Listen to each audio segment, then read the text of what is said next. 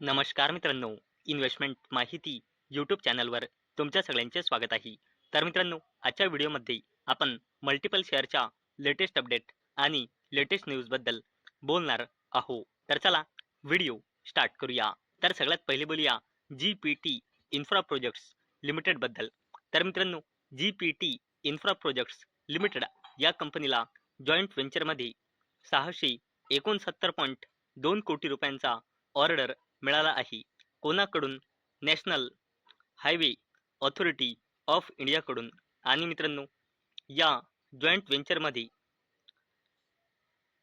51% हिस्सेदारी आहे GPT इन्फ्राची. म्हणजे GPT इन्फ्राला 341.3 कोटी रुपयांचा ऑर्डर मिळाला आहे. आणि मित्रांनो, याच अपडेटमुळे GPT इन्फ्रा प्रोजेक्ट्स लिमिटेड ही कंपनी याच अपडेटमुळे फोकसमध्ये आलेली आहे. चला आता बोलूया सोलार इंडस्ट्रीज इंडिया लिमिटेडबद्दल. तर मित्रांनो, सोलार इंडस्ट्रीज बॅक्स ॲडिशनल ₹1,746 कोटी ऑर्डर फ्रॉम कोल इंडिया. तर चला अपडेटला डिटेलमध्ये समजून घेऊया.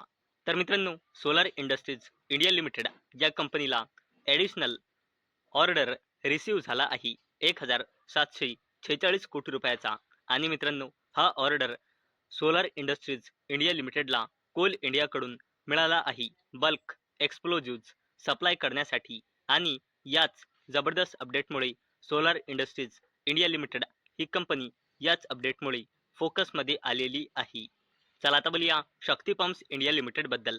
तर मित्रांनो, Shakti pumps share gain after securing 170 crore order from Madhya Pradesh ऊर्जा विकास निगम. तर चला अपडेटला डिटेलमध्ये समजून घेऊया.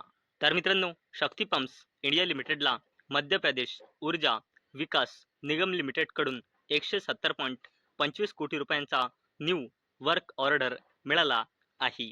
कशासाठी? मध्य प्रदेशमध्ये 4,840 stand alone off grid DC solar photovoltaic water pumping systems supply करण्यासाठी हा ऑर्डर कंपनीला मिळाला आहे. आणि याच अपडेटमुळे शक्ती पंप्स इंडिया लिमिटेड ही कंपनी फोकसमध्ये आलेली आहे. चला आता बोलूया MCX म्हणजे multi commodity exchange of India लिमिटेडबद्दल.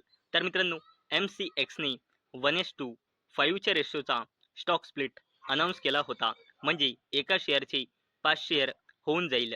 आणि मित्रांनो, MCXने या स्टॉक स्प्लिट करिता एक्स डेट फिक्स केली आहे उद्याची, म्हणजे 2 जानेवारी 2026ची. आणि मित्रांनो, याच अपडेटमुळे MCX म्हणजे multi commodity exchange of India limited ही कंपनी देखील याच अपडेटमुळे फोकसमध्ये आलेली आहे. चला आता बोलूया PSU कंपनी NBCC इंडिया लिमिटेडबद्दल. तर मित्रांनो, NBCC India secure new orders worth ₹220.31 crore from Canara bank and Navodaya Vidyalaya Samiti. तर मित्रांनो, NBCC इंडिया लिमिटेडला कॅनरा बँक आणि नवोदया विद्यालय समिती कडून न्यू ऑर्डर्स मिळाले आहे, ज्याची टोटल व्हॅल्यू आहे 220.31 कोटी रुपये. आणि याच अपडेटमुळे NBCC इंडिया लिमिटेड ही कंपनी देखील फोकसमध्ये आलेली आहे. आता बोलूया वारी एनर्जीज लिमिटेडबद्दल. तर मित्रांनो, वारी energies share gain on bagging 1,500 megawatt solar module order. तर चला अपडेटला डिटेलमध्ये समजून घेऊया. तर मित्रांनो, वारी एनर्जीज लिमिटेड या कंपनीला 1500 मेगावॅटच्या सोलार मॉड्यूल्सच्या सप्लाय करिता ऑर्डर मिळाला आहे. आणि याच अपडेटमुळे वारी एनर्जीज लिमिटेड ही कंपनी फोकसमध्ये आलेली आहे.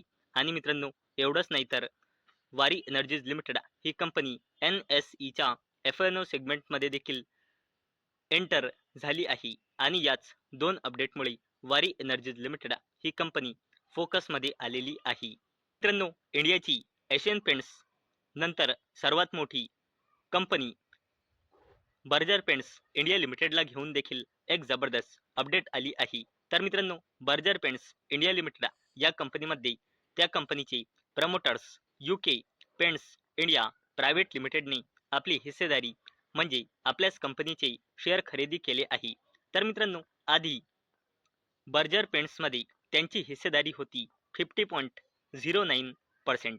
म्हणजे त्यांच्याजवळ बर्जर पेंट्स इंडिया लिमिटेडचे शेअर होते 58,40,35,478 शेअर. आणि मित्रांनो, आता त्यांनी बर्जर पेंट्स इंडिया लिमिटेडमध्ये ॲडिशनल 14.48% हिस्सेदारी खरेदी केली आहे. म्हणजे बर्जर पेंट्सचे 16,87,88,138 शेअर खरेदी केले आहे. आणि मित्रांनो, या ॲक्विजिशन नंतर त्यांची हिस्सेदारी बर्जर पेंट्स इंडिया लिमिटेडमध्ये वाढून झाली आहे आता 64.57%. आणि आता त्यांच्याजवळ बर्जर पेंट्स इंडिया लिमिटेडचे टोटल शेअर झाले आहे 75,28,23,616 शेअर. आणि मित्रांनो, याच अपडेटमुळे बर्जर पेंट्स इंडिया लिमिटेड ही जबरदस्त कंपनी फोकसमध्ये आलेली आहे. चला आता बोलूया इरडाबद्दल, म्हणजे Indian renewable energy development agency limited बद्दल. तर मित्रांनो, या कंपनीने आपला बिझनेस परफॉर्मन्स डिस्क्लोज केला आहे.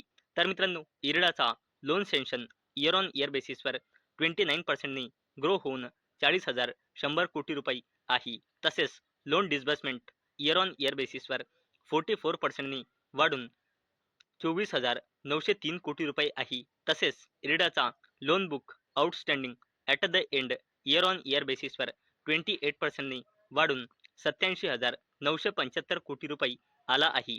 आणि मित्रांनो, याच बिझनेस परफॉर्मन्सच्या डेटामुळे आज इरडा म्हणजे Indian renewable energy development agency limited ही कंपनी याच अपडेटमुळे फोकसमध्ये आलेली आहे. चला आता बोलूया जिओ फायनान्शियल सर्व्हिसेस लिमिटेड बद्दल. तर मित्रांनो, जिओ फायनान्शियल सर्व्हिसेस लिमिटेडच्या wholly owned subsidiary company Jio leasing services लिमिटेडने Reliance international leasing IFSC private limited मध्ये 46 कोटी रुपये इन्व्हेस्ट केले आहे. आणि मित्रांनो, या इन्व्हेस्टमेंट नंतर जिओ फायनान्शियल सर्व्हिसेस लिमिटेडच्या wholly owned subsidiary company Jio leasing services लिमिटेडची RILIPL म्हणजे Reliance international leasing IFSC private लिमिटेडमध्ये टोटल इन्व्हेस्टमेंट वाढून झाली आहे 247.55 कोटी रुपये. आणि मित्रांनो, याच अपडेटमुळे जिओ फायनान्शियल सर्व्हिसेस लिमिटेड ही कंपनी याच अपडेटमुळे फोकसमध्ये आलेली आहे. आता बोलूया अडानी ग्रुपच्या दिग्गज कंपनी अडानी ग्रीन एनर्जी लिमिटेड बद्दल. तर मित्रांनो, अडानी ग्रीन एनर्जी लिमिटेडने आपल्या Holy owned subsidiary company renewable energy holding 11 limited या अडानी ग्रीनच्या होली ओन सबसिडरी कंपनीने एक आपली Holy owned subsidiary company incorporate केली आहे, जिचे नाव आहे अडानी इकोगेन 4 लिमिटेड. आणि मित्रांनो, ही जी कंपनी आहे जी नवीन इनकॉर्पोरेट झाली आहे, हे देखील रिन्युएबल एनर्जीशी रिलेटेड आहे. आणि मित्रांनो, आपण कालच बघितले होते की अडानी ग्रीनने आपल्या वेरियस सबसिडरी कंपन्यांच्या थ्रू आपली रिन्युएबल एनर्जी कॅपॅसिटी जबरदस्तपणे वाढवली आहे. आणि करंट डेटानुसार अडानी ग्रीनची रिन्युएबल कॅपॅसिटी वाढून झाली आहे 17.2 गिगावॅट. आणि मित्रांनो, अडानी ग्रीनचा टार्गेट आहे ही कॅपॅसिटी वाढून 2030 पर्यंत 50 गिगावॅट पर्यंत नेण्याचा. आणि मित्रांनो, हीच कॅपॅसिटी वाढवण्याकरिता अडानी ग्रीन आपल्या वेगवेगळ्या सबसिडऱ्या कंपन्या इनकॉर्पोरेट करत आहे. आणि याच अपडेटमुळे अडानी ग्रीन एनर्जी लिमिटेड ही कंपनी देखील फोकसमध्ये आलेली आहे. तर मित्रांनो, मला अपेक्षा आहे आजचा आपला व्हिडिओ तुम्हाला इन्फॉर्मेटिव्ह वाटला असेल. तर मित्रांनो, जर तुम्हाला हा व्हिडिओ इन्फॉर्मेटिव्ह वाटला असेल तर या व्हिडिओला लाईक करा आणि चॅनलला सबस्क्राईब करा. आणि मित्रांनो, आजचा आपला व्हिडिओ फक्त आणि फक्त एज्युकेशन पर्पजसाठी बनवलेला आहे.